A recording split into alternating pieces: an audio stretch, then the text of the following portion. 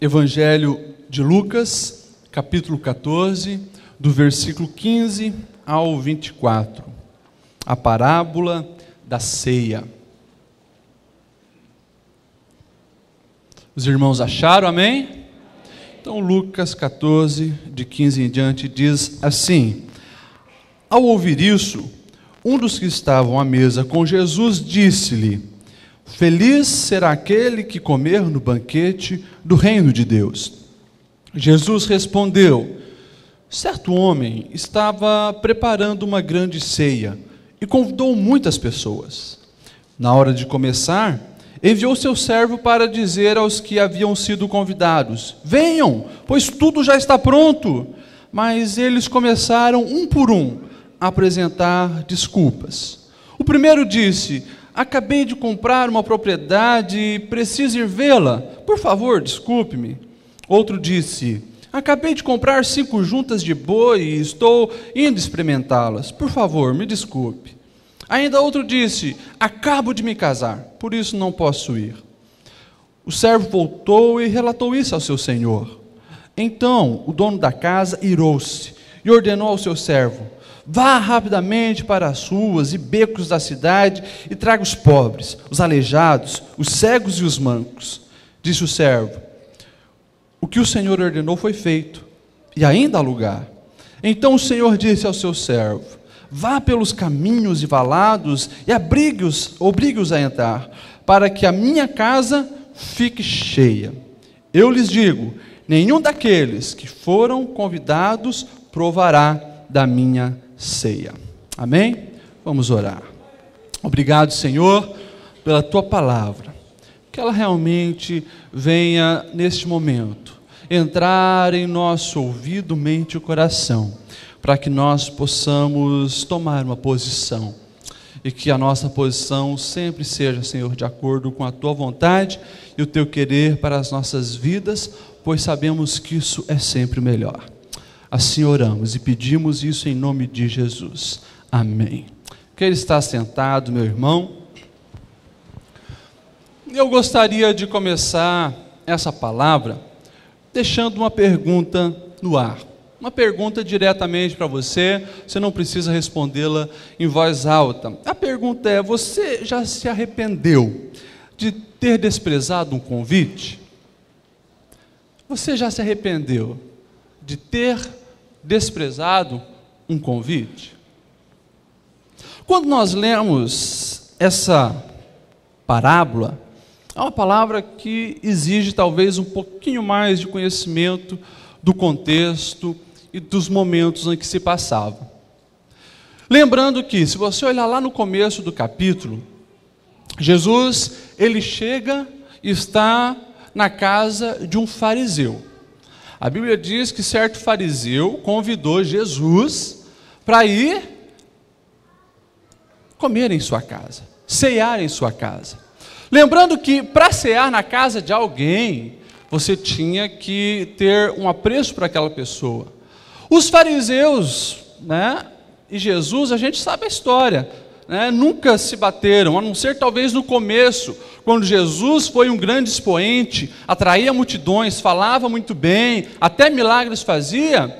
Esses grupos, fariseus, saduceus, herodianos, zelotes, que eram os grupos que compunham aquela época, eles ficavam de olhos em pessoas desse tipo, desse porte. Provavelmente alguns fariseus estavam de olho em Jesus, quem sabe para trazê-lo para o seu grupo e assim por diante, mas nessa altura, Jesus já tinha feito milagres no sábado. Aquela mulher que andava curvada há 18 anos, Jesus vai e cura ela no sábado, dentro de uma sinagoga. Estavam os fariseus com o pé atrás de Jesus, e chegamos aqui no capítulo 14, Jesus é convidado para comer na casa de um fariseu. Mas se você olhar lá, você vai ver, e os fariseus o observavam. Comer na casa de um fariseu, no dia de sábado, os fariseus o observando, e de repente entra em cena mais um personagem. E havia lá, naquela casa, um homem doente, que algumas traduções chamam de o hidrópico. o homem hidrópico, ou seja, é uma doença que retém água. Provavelmente era um homem inchado, com os pés, mão inchado, o rosto inchado. E daí Jesus já saca qual é a dos fariseus, aquilo é uma armadilha para ele. E Jesus pergunta: é lícito curar no sábado? Fica aquele silêncio, clima de festa, né? Era para ser uma ceia, um almoço, né? Jesus fica em silêncio.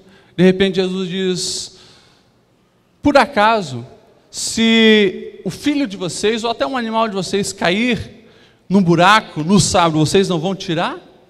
Jesus cura aquele homem, né? Provavelmente escandaliza os fariseus, e naquele clima, dentro daquela casa, Jesus começa a observar uma coisa: as pessoas lutavam pelos melhores lugares.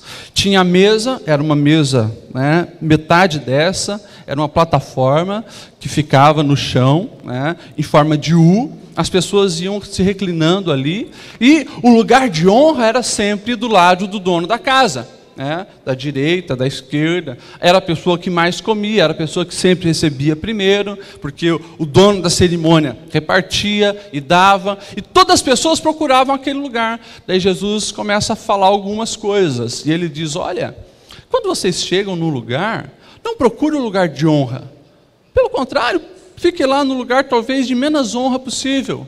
Se você for um convidado especial, o dono da casa vai te chamar para estar num lugar de destaque. Todos vão ver que você é uma pessoa de destaque. De repente, Jesus também começa a falar sobre um outro assunto. Jesus entra na parábola da ceia. É interessante quando nós olhamos essa parábola da ceia, e aqui é que nós precisamos olhar com um olhar diferenciado, entender um pouco o que se passava. Porque a gente vê na parábola um homem, provavelmente um homem rico, que dá uma festa. E ele diz, então, para os seus servos: olha, convide lá os meus amigos e tal. E no dia da festa, quando é para avisar que a festa vai começar, todos têm uma desculpa. E aqui tem algumas coisas importantes que nós precisamos olhar dentro desse contexto. A primeira coisa é sobre a forma que nós olhamos para a comida e para a água. Vivemos em pleno século 21, no Ocidente, onde uma água potável você abre a tua torneira e tem. Onde a água aqui no Brasil ainda é barato, na Europa já está ficando mais caro, né, e assim por diante. No Oriente, a água potável é coisa rara. Tanto que as pessoas faziam um grande sacrifício. Na época de Jesus mesmo, tinha que ir lá no poço, cavar, tirar a água, levar. As pessoas valorizavam muito a água. E as pessoas também valorizavam muito a comida. Não podia haver desperdício. Essa era a cultura da época. Quando nós olhamos para esse texto, olhando para a nossa realidade de hoje, às vezes com a nossa mentalidade de ocidental do nosso século, nós não entendemos isso. Porque as festas no Brasil e no Ocidente, elas sempre têm que sobrar comida. Se você vai convidar alguém para ir na sua casa, convida lá o pastor Nilton, o pastor Ferreira e o pastor Lediel. Alguns acham que eu como muito. Como bem, como bem. A pessoa não vai fazer comida para dar na medida certa e para faltar. É da nossa cultura, por exemplo, se eu começo a ver que o arroz ali só tem mais uma colherada e o pessoal não parou de comer, a dona de casa vai ficar apavorada e vai começar a fazer mais arroz lá dentro. Porque é da nossa cultura, se sobrar, legal, uma boa festa. Me lembro, quando era criança, dos casamentos que a gente ia lá em Minas Gerais, quando o papai era missionário, se matava boi, tinha que sobrar carne, tinha que sobrar carne na festa. A festa boa, em que saíam falando: olha, esse dono da festa, esse pai que casou a filha aí, recebeu muito bem a gente, comemos assim até explodir, ainda sobrou lá. Cara bom. Na cultura da época de Jesus, isso não era bom. Não podia sobrar alimento. Porque o alimento, como eu falei, era visto de uma maneira bem diferente como dos dias de hoje. Alimento era coisa rara. Alimento era coisa escassa e precisaria ser bem valorizado. Quando havia desperdício numa casa, aquela pessoa, ela era vista de forma negativa pela sua sociedade. Se alguém desse uma festa, e por isso eles olhavam bem quantos convidados ia ter, tal, para fazer tanto de comida certo. Se sobrasse, aquela pessoa perdia crédito. Ela era vista como um desperdiçador de comida. Ou seja, está prejudicando a própria sociedade, não assumia cargos de liderança na vila onde morava, e assim por diante. Ou seja, afetava todo o contexto da sua vida, justamente pela falta de comida naquela sociedade. E daí nós vemos então, esse homem rico, não querendo cair na desgraça de ficar mal visto e mal falado pela sua comunidade, como era costume, sabia-se a porção certa de comida baseada nos convidados, ele manda o seu empregado ir convidar as pessoas. E a gente tem que dividir esse processo do convite em duas etapas. A primeira etapa, saía lá o empregado na casa então desses amigos. E ele chegava lá então na casa do Cleito, você vai poder ir na festa que o senhor está dando e tal? Ok, eu vou. Cleito marcava. Ricardo, você vai poder ir? Marcava o nome do Ricardo. Solano, vai poder? Ah, não vai? Beleza. E assim ele sabia quantos convidados teria. O nome dos convidados estavam lá. E, baseado nisso, fazia, então, a preparação, a alimentação, a arrecadação de trigo e assim por diante. No dia da festa, porque não era avisado o horário da festa, era falado do dia, porque as festas duravam praticamente todo dia, começava-se cedo e ia até tarde. No dia da festa, quando estava para começar, o mesmo empregado, sabendo dos convidados que tinham confirmado, ele ia então na casa desses convidados e falava: olha, a festa vai começar, vamos embora. E para surpresa desse empregado e desse senhor que estava dando a festa, quando ele voltou lá, nos convidados que tinham confirmado da primeira vez, eles falaram que não poderiam comparecer. Em outras palavras, eles estavam dando desculpas e afirmando que não davam a mínima se aquele convidado, se aquele senhor ficasse mal falado, fosse desprezado e assim por diante. Era uma afronta enorme. E quando nós olhamos para as desculpas que essas pessoas dão, a coisa fica um pouco pior. A situação fica ainda um pouco mais complicada. Porque nós olhando assim, parece, poxa, mas isso até que são desculpas razoáveis, mas não são.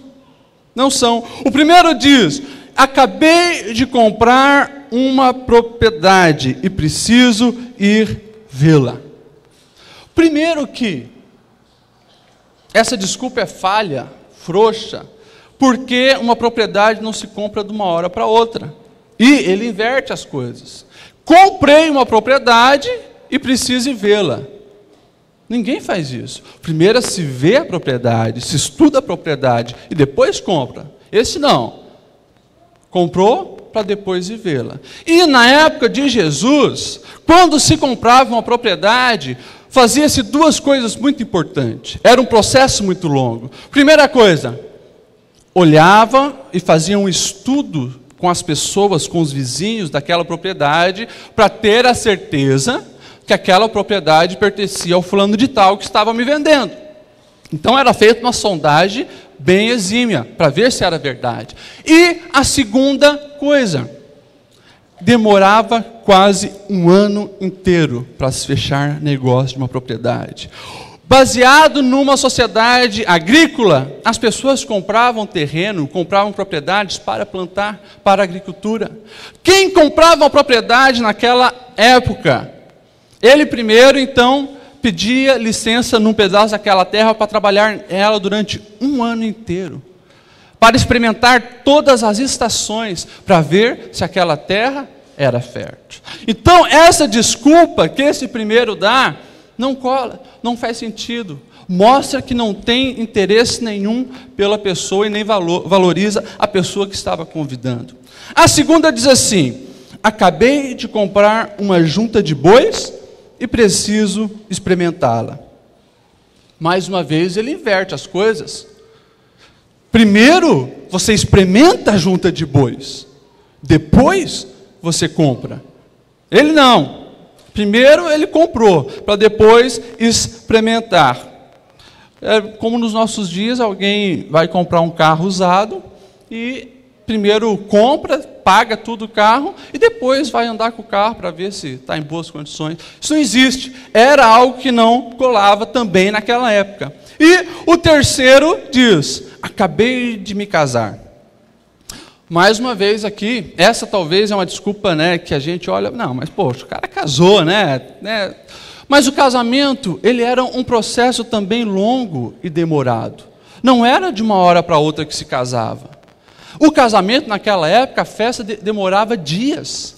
E, como eu falei, com a escassez que era de água, com a escassez que era de comida, ele tinha que se preparar durante meses para dar uma festa onde tinha uma coisa só, que as pessoas poderiam, né, usufruir e até sobrar, que era o vinho. Mas a água e a comida nunca podia se desperdiçar. O casamento era planejado e o noivo e os seus pais trabalhavam muito para dar uma festa digna, onde o nome da família fosse honrado. E esse aqui diz: olha, eu acabei de casar e não vai dar para ir. Todos eles arrumaram uma desculpa esfarrapada para não comparecer à festa do seu Senhor. É como se nos nossos dias eu fosse dar uma festa importante, uma festa do meu casamento, e ligasse para um amigo que eu conheço desde criança, que é meu amigo, que eu acho que a gente é parceirão, e ligasse de meu amigo Cleiton: e aí, vai poder vir na minha festa? Ele dissesse: não vai dar. Hoje eu aluguei o filme De Volta para o Futuro e vou ficar assistindo. Era como eu ligasse para o Ricardo e falasse: ei, Ricardo, vamos lá? Não, hoje eu vou ter que ficar jogando aqui um videogame, baixei um jogo novo de futebol.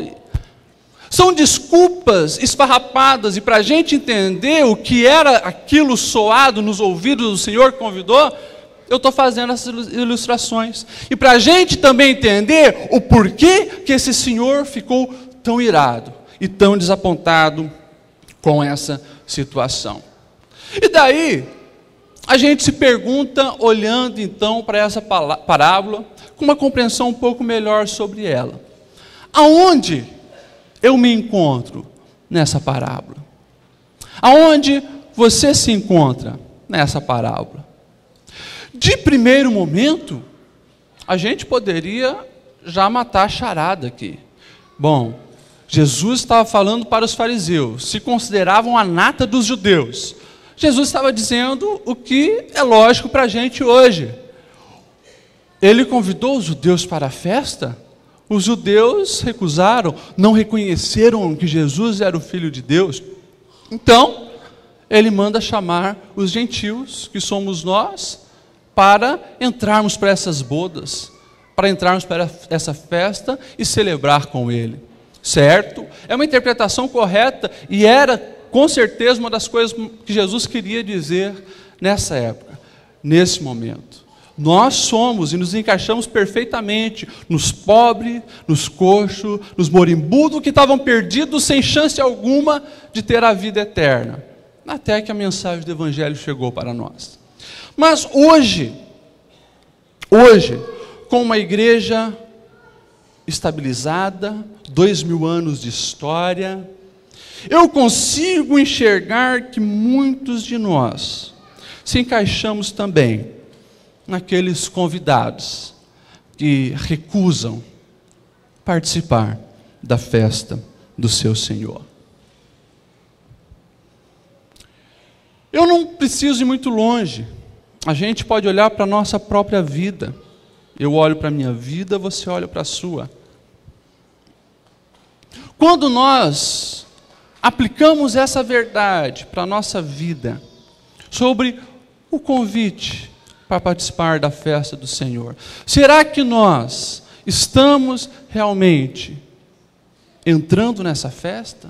Será que nós realmente estamos aceitando o convite desse Senhor? Ou muitos de nós está recusando participar da festa, aceitar o convite desse Senhor por coisas mais fúteis da vida, por coisas mais simples da vida? Eu olho para a geração de cristãos de hoje e fico preocupado quando eu vejo muitos se encaixarem no papel de convidados que viram as costas para esse convite. São doutores da desculpa. A nossa geração de cristãos tem se tornado doutores, PhDs em dar desculpa. A gente coloca a Bíblia de lado.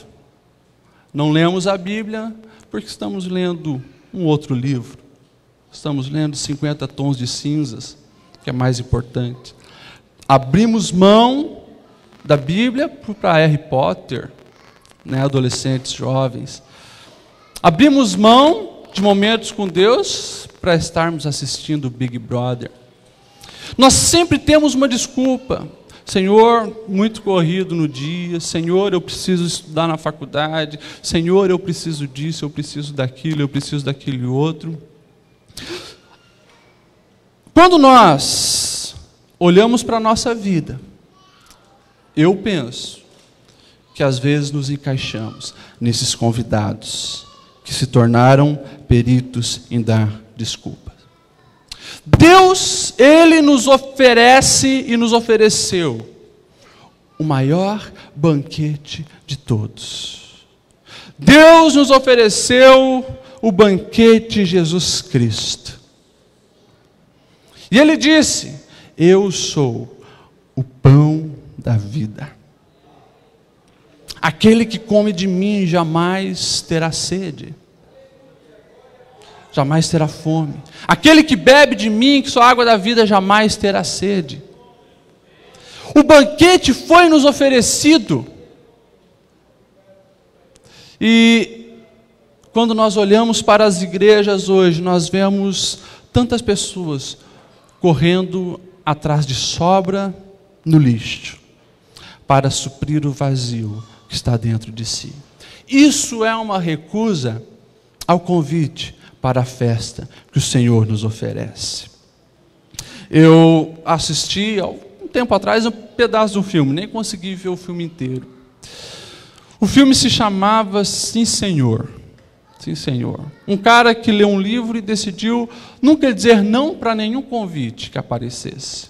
Dizia sim, e a vida dele mudou drasticamente.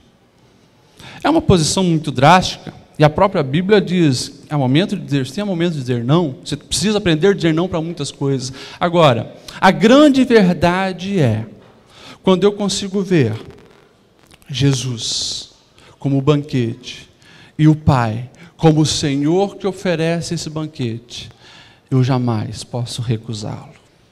Eu jamais posso recusá-lo.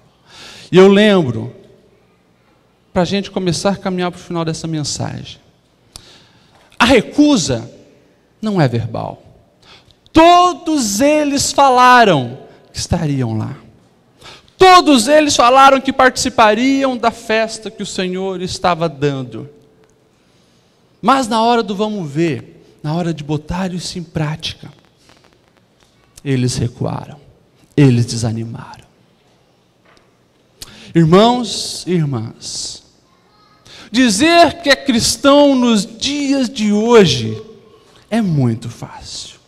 É muito fácil eu levantar a mão e vir aqui na frente e dizer: Jesus, eu te aceito como meu Senhor, o meu Salvador. Agora, no dia a dia, quando as outras propostas começam a aparecer, eu estou disposto a renunciá-las para cumprir com a minha palavra, porque eu entendi que aquilo era o melhor para mim? Todos os dias, você vai ter propostas de colocar alguma coisa no trono da sua vida. Pode ser os bens, pode ser propriedades, pode ser um relacionamento. E falando de relacionamento, deixa eu dar uma aprofundada um pouco mais. Domingo de manhã passado eu falei isso, eu preciso repetir. Recado de Deus para jovens, adolescentes e irmãos adultos. Por favor, cuidado com os relacionamentos. Os amigos podem ser perigosos para te afastar dessa festa, desse banquete que o Senhor está preparando. A gente cuida muito dos inimigos, achando que os inimigos podem nos fazer mal. Realmente podem, a gente tem uma precaução com eles. Mas, quando a gente confia numa pessoa e se torna amigo, aquela pessoa, ela tem uma influência muito grande sobre nossas vidas e nosso comportamento. Eu tenho visto que na vida de jovens, adolescentes, irmãos adultos, os amigos, ou pseudos amigos na ótica de Deus, tem sido um grande problema, tem sido um grande perigo. Jovens que, por causa de uma amizade, deixam de ouvir pai e mãe, que criaram, educaram a vida inteira, para dar ouvido e crédito para uma pessoa que conheceu há um mês atrás. Amigos convidando jovens para participar de coisas imorais, coisas indecentes. Mas, poxa, pela força da amizade a gente vai. E estão se destruindo, estão mergulhados no pecado, estão recusando o convite para essa festa. Cuidado com os amigos, cuidado com os relacionamentos. Não negue o convite desse banquete por amizades que não te levam para mais perto dele. O amigo verdadeiro é aquele que pega na sua mão e diz: vamos junto para essa festa, é lá o nosso lugar. Eu quero então encerrar essa mensagem, eu quero encerrar essa palavra, lembrando desse momento que nós vamos agora desfrutar, a ceia do Senhor, o banquete que nos foi oferecido. E Jesus, ele foi bem claro, na noite que foi traído, ele disse: olha, aqui está esse pão, e todas as vezes que você comer desse pão, beberes esse cálice, vocês se lembrem da minha morte. Vocês se lembrem da minha morte. Ele não disse: olha, se lembrem dos milagres que eu fiz. Se lembrem de quantos pães eu multipliquei, de quantos peixes eu multipliquei. Não. Ele disse: se lembrem do maior sacrifício que eu fiz, da minha morte. Porque ele se lembrando disso, eles saberiam o quanto eram amados pelo seu Senhor. O quanto o seu Senhor valorizava eles e os queria bem. O convite que eu tenho para você hoje e para mim hoje, lembrando aquela pergunta que eu fiz no começo: você se arrependeu de não aceitar algum convite? Provavelmente sim, mas a minha oração, o meu desejo é que eu e você venhamos a cada dia aceitar o convite de Cristo. Esse é um convite que eu garanto, você jamais irá se arrepender. E finalizo dizendo, é convite para uma festa. A vida cristã, olhada pela ótica de Deus, ela precisa se tornar uma festa, porque nos traz júbilo, alegria, lembrando de quanto somos amados pelo Senhor e do que nos espera nas bodas celestial. Vamos colocar em pé e fazermos uma oração. Que a parábola da ceia seja sempre um chacoalhão todos os dias para a nossa vida. E que eu não venha me tornar como esses convidados, doutores em desculpas, mas busque o Senhor todos os dias. Ande com o Espírito Santo todos os dias. Medite na palavra do Senhor todos os dias. Faça o bem ao seu próximo todos os dias. Ame as pessoas. Ame na prática os seus filhos, seu esposo. Isso é colocar em prática o sim que você deu a seu Senhor. Dá a mão para quem está do seu lado e vamos orar. Obrigado, Deus, pela tua palavra. Obrigado, Deus, por essa parábola que nos contou e nos proporcionar a capacidade, Senhor, de entendermos nos dias de hoje e aplicá-las em nossa vida. Sem percebermos, Senhor, tantas vezes, nós estivemos do lado daqueles os convidados que recusaram o teu convite, Senhor. Recusaram o convite por coisas supérfluas. E muitas vezes, como eles, nós demos desculpas esfarrapadas, quando o convite era de negar a nós mesmos e seguir os teus passos. Quando o convite era para nos tornarmos santos, assim como tu és santo. Quando o convite, Senhor, era para nós sermos pequenos Cristo lá na nossa casa, na nossa empresa, na nossa escola, faculdade. Mais uma vez, Senhor, esse convite chega aos nossos ouvidos e em coletividade nós estamos aqui dizendo sim, nós queremos, Senhor. Nós queremos estar contigo, vivendo a festa que tu nos preparaste e desfrutando o banquete, desfrutando a presença de Cristo em nossas vidas, que nos traz uma alegria verdadeira, que preenche o vazio da nossa alma e que nos dá um sentido para viver. Nós afirmamos, Senhor, que sim, e que amanhã, que depois de amanhã, que nas nossas atitudes da vida, nós possamos mais uma vez, Senhor, com os nossos atos, com as nossas escolhas, com as nossas ações, dizermos, Senhor, que nós queremos estar na tua festa. Essa é a oração da tua igreja, em nome de Jesus. Amém e amém.